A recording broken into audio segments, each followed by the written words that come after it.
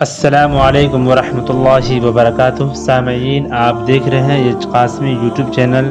اگر آپ ہمارے چینل پر نئے ہیں تو برائے مہربانی ہمارے چینل کو سبسکرائب کریں اور گھنٹی کے بٹن کو کلک کر دیں تاکہ ہماری ہر آنے والی نئی ویڈیو کا نوٹیفیکیشن آپ کو مل سکے۔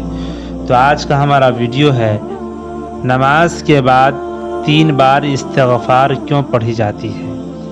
اس لیے کہ جو غلطی نماز میں ہوئی ہے وہ معاف ہو جائے۔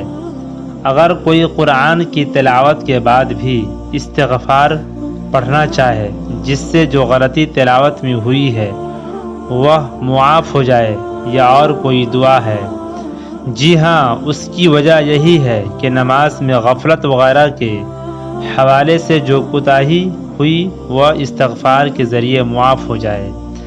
تلاوت قرآن کے بعد کفارۃ المجلس کی دعا آتی ہے اور اس میں استغفار بھی ہے، لہٰذا اسے پڑھنا چاہیے۔ خدا حافظ۔